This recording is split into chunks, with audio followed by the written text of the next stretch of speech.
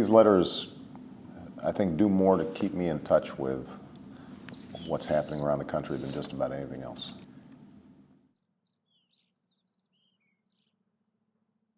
Some of them are funny, some of them are angry.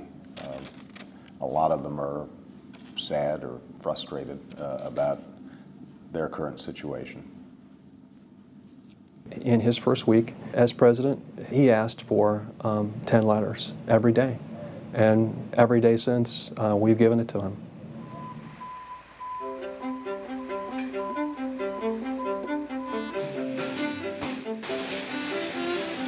We get 65,000 paper letters every week. We get something like 100,000 emails, 1,000 faxes, 2,500 to 3,500 calls per day. And our job is to take all that information in, to do the best analysis we can about what we're hearing from the public and to respond individually to all those folks so they know that the president is listening.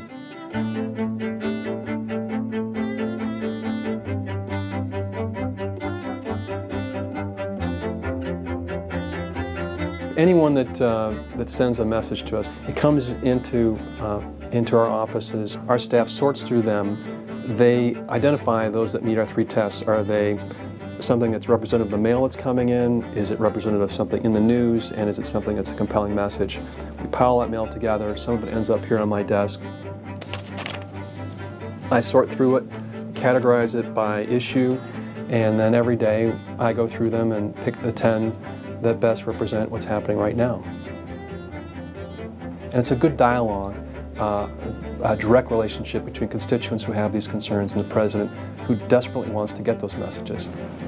The president's talked about being in the bubble, and our job is to make sure that he gets out of it every day.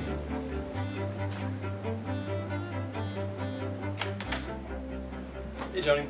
Hey, Mike. How you doing? Great. How are you doing? Good. How's everybody doing? Thank you. Everyone's doing well.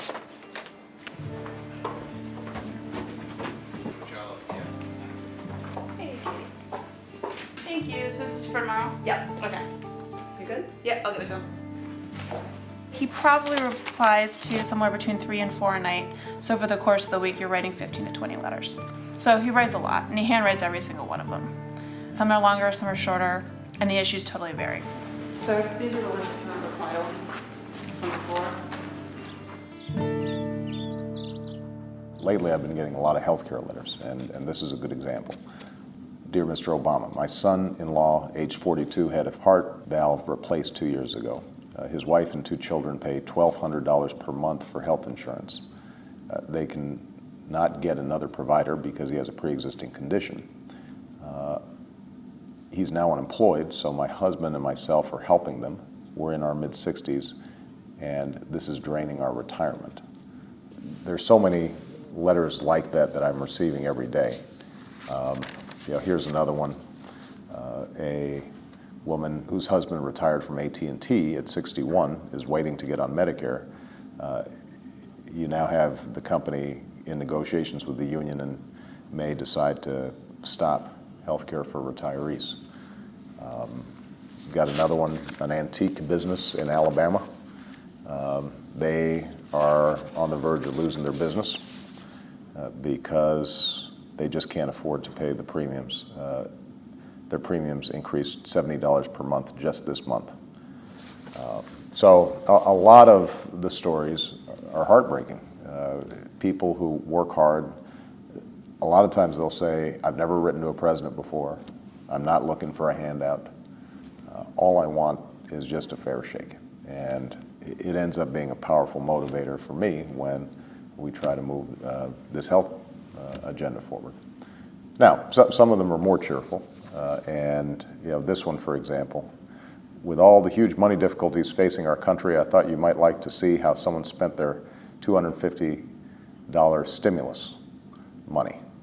Thank you for all the pleasures from tending my raised bed and from the vegetables I hope to enjoy. So she set up a vegetable garden, and she sent me a picture. There's a beautiful letter that I got just a couple of days ago. I'm going to be responding from a woman who had found a letter, and she forwarded it to me. A letter from her father when he was fighting in World War II. She had just been born, and he had just gotten news of her birth. And he sent this letter, "My dearest daughter," and explained what he was doing in Europe during World War II and why this was so important and what the country meant to him, and that someday she'd be old enough to read it and understand why this was so important. You know, you get letters like that, and it gives you a sense of what's best about America, and inspires you and makes you want to work that much harder to make sure that that spirit is reflected in our government.